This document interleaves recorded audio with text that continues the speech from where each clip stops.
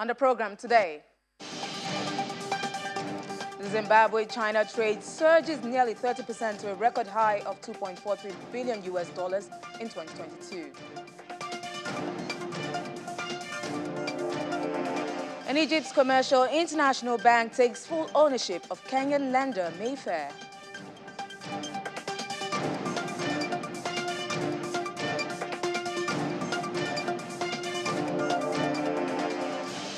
And in Ghana, total mobile money transactions in 2022 hit record 1.07 trillion cedis.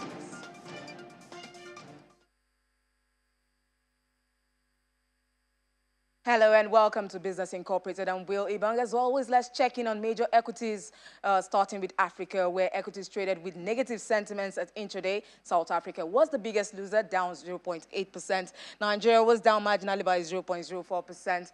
The NGX has been trading on a high, but we're seeing it going lower these days. Now, elsewhere, Egypt's EGX 30 fell marginally by 0.6%, not marginally, but a huge percent, 0.6%, while Kenya closed Friday's session in the green territory. Now, let's see what's happening at the NGX with stocks. We have Oluwaseun Dosunmu is the head research party and securities. Give us insights as what's ticking at the equities markets. Good afternoon, Sean. It's good to have you on the program. Good to be here. Now, Sean, what's happening? We're seeing a marginal trade, negative territory for NGX at the moment. What stocks are driving this? Okay, so thank you for that question. We've seen that activities actually slowed down, in the last couple of days compared to how the month started. And basically, a lot of investors are taking position from December. If we look at the monthly performance, you'd see that November and December actually closed in the positive. January 2 is also in the positive, around 2.7% currently, which is not bad. So some investors have been taking profits because, they actually took positions when stocks actually declined to the lowest points last year around October. So we've seen that some investors have been taking profits while others are coming into the market to make dividend plays. Now, the interesting thing is that we've seen some stocks such as GTCO, Zenith, NGX. We've been seeing a lot of activities. Investors are actually taking positions in those stocks. So what we decided to do was to look at the total value of transactions in the market from the start of the year till now. And we found out that the total value of transactions are about 89 billion. Compared to this period last year, last year was about 323, about that in terms of the value of transaction now, 323 billion. So we're seeing that in terms of the level of activities in the market, it's a bit lower. Okay. It's not surprising. It's not surprising. Last year we had the listing of Boa Foods. We had additional listing of Airtel shares. So this actually spurred investors to actually take positions in the market, buy positions in the market. Talking of positions now, Sean, we see this is earnings week. Well, we were already in the earnings season. How are investors positioning, and how do you think the market is going to close today? We're quite optimistic about the market performance today, and that is because the numbers that have been released have been good. Out of the, right now, I think about 5 or 6 companies that have released their results, all of them have been positive. Most of them have been positive, So that would definitely drive positive reaction to the market. We expect more activities in the market because, like I mentioned in the last couple of sessions, the performances have been quite good. And this would actually drive investors more into the market because when you have the positive performance, definitely we expect better dividends to be paid for full year, for the audited full year numbers. So definitely we would see a lot of participation in the market. You're saying, Sean, that you're bullish on the markets close today? Oh, yes, definitely. We're bullish in the market. Thank you so much, Oluwaseun Dosunmu, Head Research Party and Securities, for sharing your insights with that. We'll look out for that positive close. Thank you. So now over to the Middle East, where sentiments were mostly negative at intraday. We saw the Abu Dhabi being the only gainer there, up 0.04%. Dubai was down 0.93%. Still within the region, we see Saudi Arabia trading at 0.99%, almost 1% down, while Qatar index was down 0.33%. Now, we flip over to the EU, where Germany once to transition to a green economy, and critical minerals are key in aiming to accomplish this move. German Chancellor Olaf Scholz has been trying to secure more access to commodities like lithium on a tour of resource-rich countries in South America, and in fact announced an expanded commodities partnership with Chile on Sunday. Yes, Chris Kober from Deutsche Welle in Berlin with more details on that. So Chris, what does this agreement entail?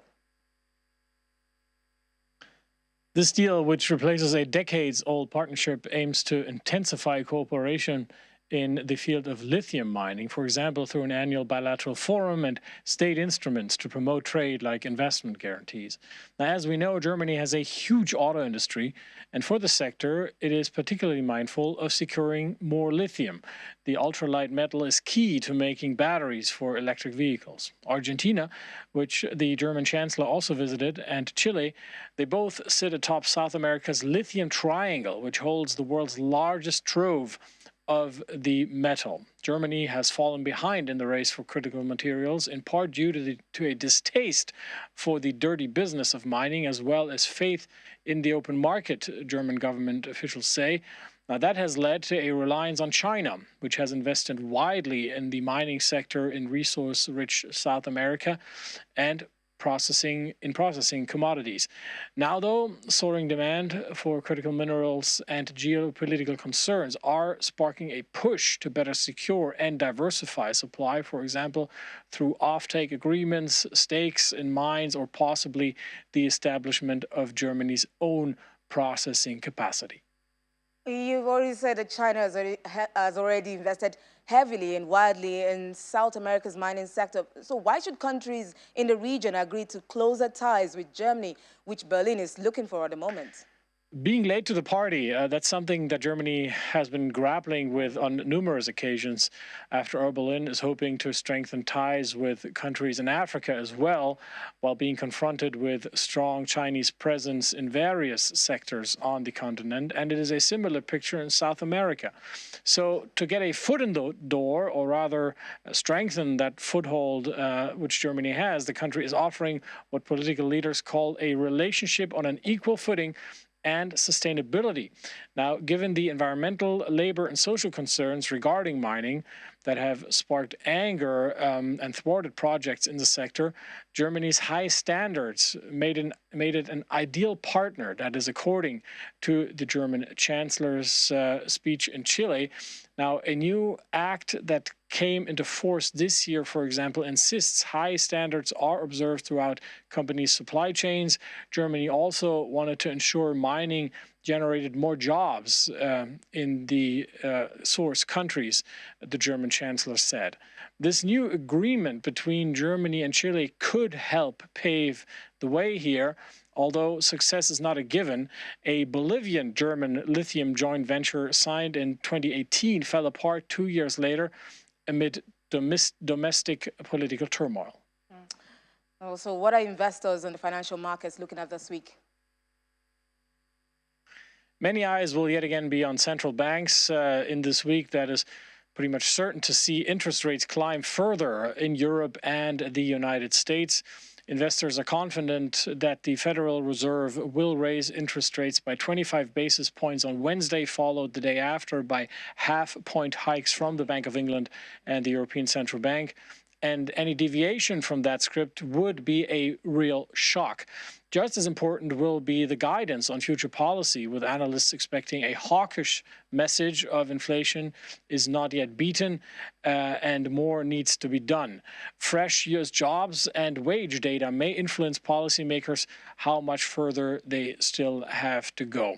Earnings from Apple, Amazon, Alphabet, Meta, and others will also be in the spotlight. Solid results could propel the Nasdaq to its best January since 2001. Thanks, Chris Kober, for that insight. It's always good to have you on the program. Now we head over to the UK, where the Bank of England is poised to raise interest rates for the 10th time in succession. Juliana Olayinka is there in London with more details. Juliana, it's good to have you. Juliana, UK policy makers are meeting this week in a further squeeze on the finances of mortgage holders and businesses. What are UK investors expecting, and how are the markets gearing up for this?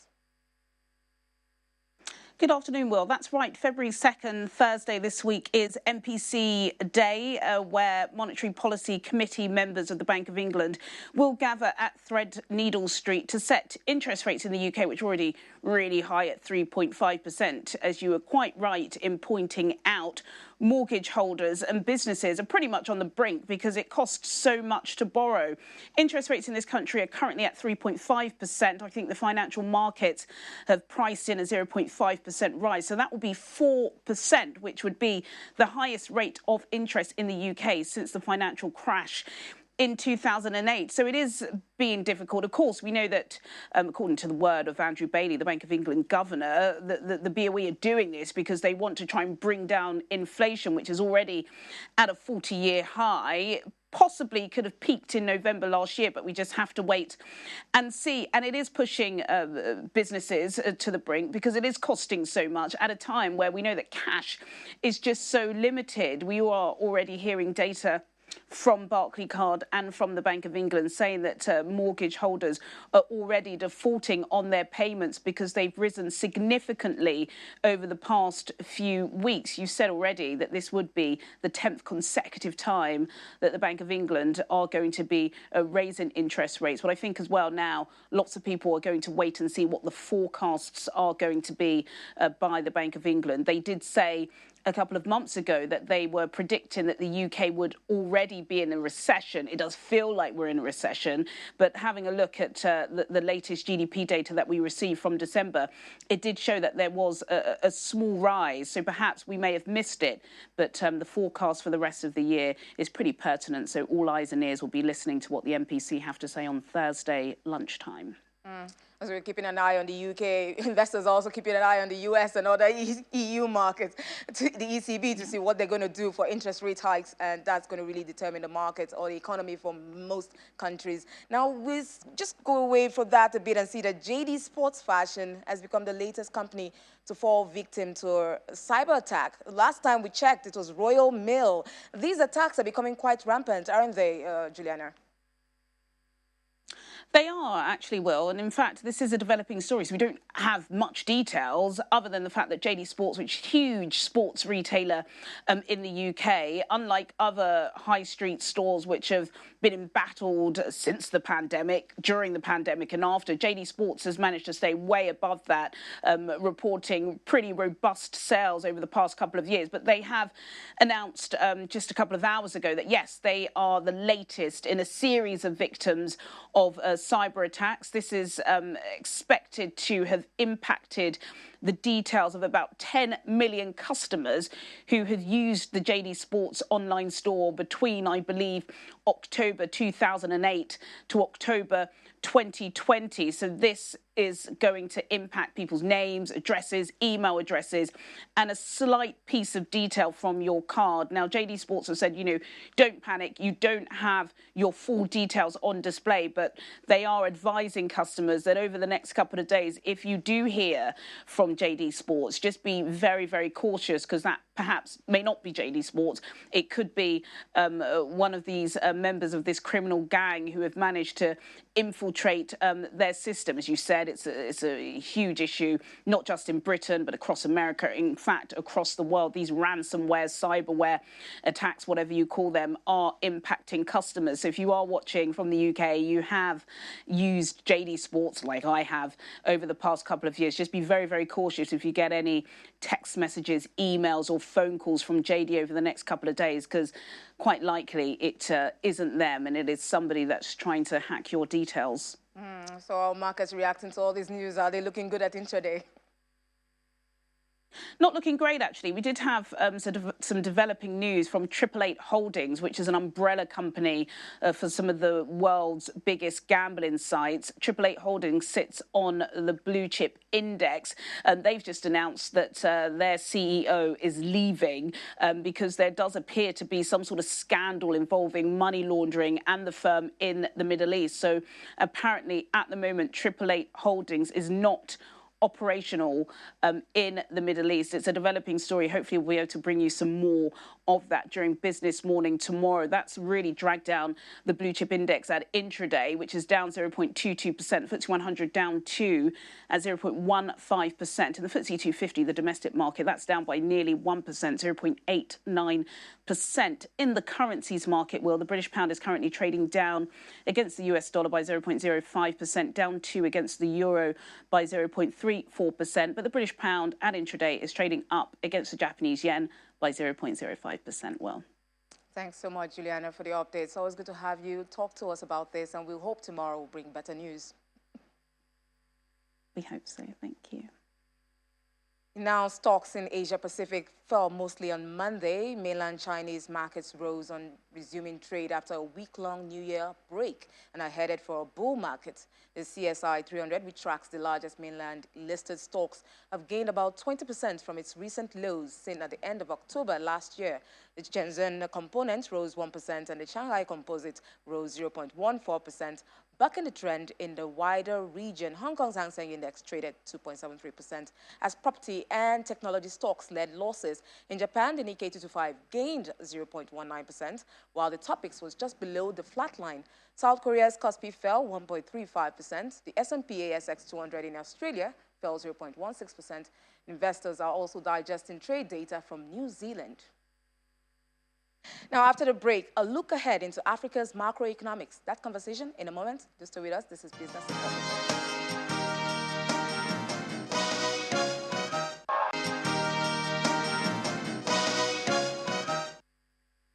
Welcome back. International research institution Fitch Solutions expects regional growth in sub-Saharan Africa, SSA, to pick up this year. And this is despite a muted outlook for major markets. Fitch Solutions recently held its quarterly event where it discussed key themes for sub-Saharan Africa's macroeconomic outlook in 2023. But before we have the conversation, we'll look at other markets where we see Zimbabwe and China's trade bumping up this year. Trade between Zimbabwe and China surged 29.2% year on year to a record high of $2.43 billion in 2022. And that's according to figures from the Chinese embassy in Zimbabwe. Zimbabwe exported $1.3 billion worth of goods to China and imported $1.13 billion worth of goods from China. China mainly imports from Zimbabwe tobacco leaf, processed tobacco, ferroalloys, and chromium ore. Over the past year, China has made major investments in Zimbabwe's infrastructure and mining projects as two countries continue to boost economic and trade ties. Now we see Egypt in further takeover of the central bank in Egypt, taking over the Kenya Mayfair. Egypt's Commercial International Bank has taken full ownership of Kenya's Mayfair CIB with a purchase of 49% of its shares it did not already own. According to the Kenyan Central Bank, the acquisition, which takes effect January the 31st, will anchor CIB's expansion into the East African region. Additionally, it will strengthen the trade and investment ties between Kenya and Egypt. In 2020, CIB bought a 51% stake in Mayfair, the skills and infrastructure to speed the tiny Kenyan lenders' growth at a time when it accounted for only 0.2% of the East African nation's banking market. Now back to our conversation with Fitch Solutions. We're having John Kapati, Senior Analyst, Country Risk, Sub-Saharan Africa, to talk about the macroeconomic themes and the outlook for Sub-Saharan Africa. Good afternoon, Gianmarco. It's good to have you on the program. Hello, thanks for having me.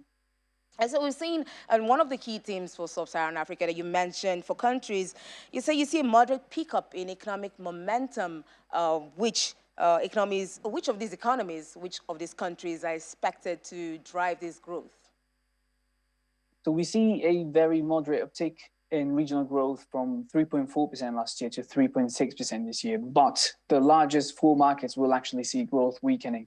And we continue to flag high downside risks, including for South Africa, where the central bank just recently revised down its own projection for this year's growth to just 0.3%.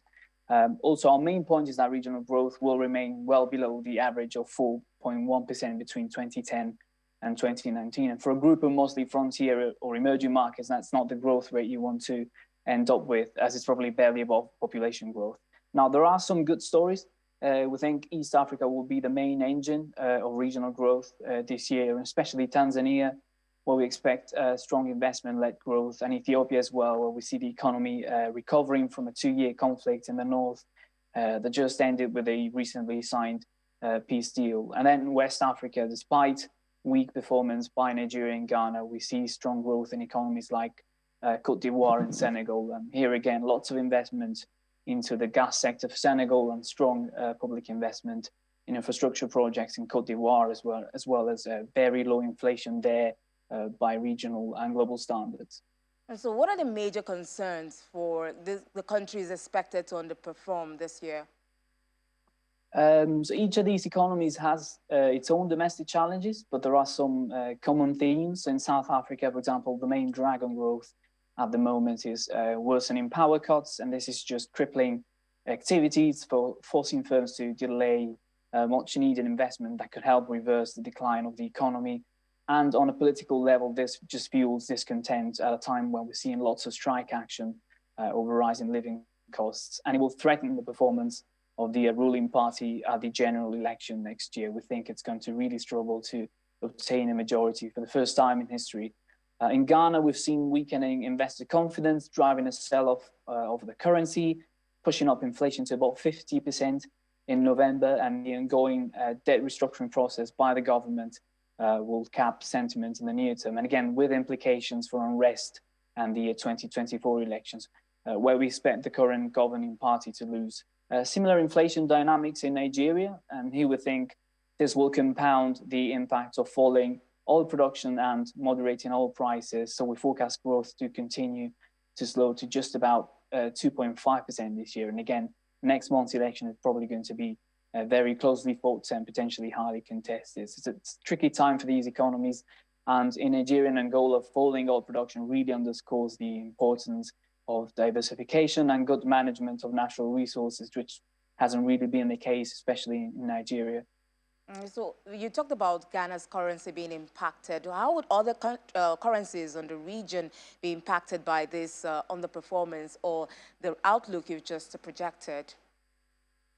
So the factors that are weighing on growth in some of these markets are also affecting the currency outlook. So in short, our view is that the US dollar has peaked and will weaken a bit this year, but not every currency in SSA will be able to benefit from this. So on the one hand, we have currencies where we expect strong performance, such as the West and Central African CFA francs, which are pegged to the euro and will likely appreciate a bit over the course of the year. The South African rand, the Kenyan shilling, and the Ghanaian cedi itself will remain on varying degrees of depreciation, but more moderate compared to last year, as they're helped by the weakening dollar and a slightly better appetite for emerging market assets this year. Now, for some currencies, we actually expect a worsening outlook.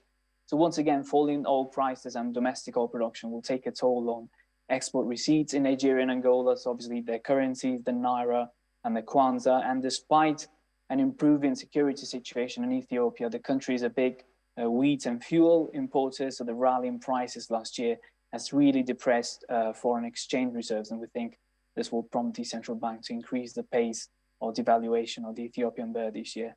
So you're looking at this bleak projection you just given now. You do expect, Fitch Solutions still expect the monetary policy tightening to slow in sub-Saharan Africa in the second half of this year. This is despite high inflation levels and fiscal policy dilemmas that countries are facing. How would that work? So we think monetary tightening will slow despite still elevated inflation, which we forecast will ease from around 18% last year to about 14% in 2023, so still above the past 10-year average of about 10%. And reflecting this, we expect some more tightening, especially early in the year, in countries such as Nigeria and Ghana and South Africa. It happened last week, before central banks begin to then hold policy rates in line with the US Fed, or in Angola even cut them because they have space and inflation has been slow in there.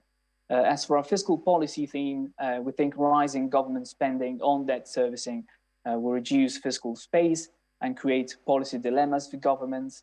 Now, because we think policy rates in developed markets won't be cut until 2024, and some risk aversion will persist due to recession fears, we think bond yields in SSA will remain elevated this year. So still tight external financing conditions, and this will force many governments to continue relying on domestic debt, which usually comes with higher interest costs in SSA. So despite pressure to keep anti-inflationary measures and subsidies in place, governments will have to make tough policy decisions to find room for that, especially as interest rates remain high domestically. So all the policy measures that could make up for that are hiking taxes or cutting other areas of spending. So we think more countries are likely to resort to IMF lending, like in 2022. And actually a new program was approved just last week for Mauritania. Okay. Thank you so much, Gianmarco Capati, Senior Analyst, Country Risk, Sub-Saharan Africa, Fitch Solutions, for joining us on the program today. Thank you.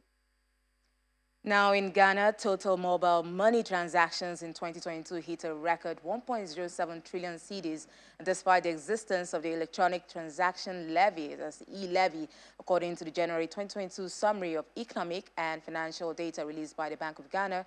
This is the biggest transactions occurred in December 2022 and November 2022.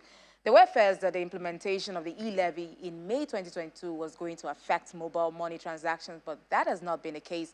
From the data shown, mobile money transactions have been surging since the implementation of e-levy in May 2022. And that's it on Business Incorporated. I'm Will Ibang. Thanks for watching. Bye for now.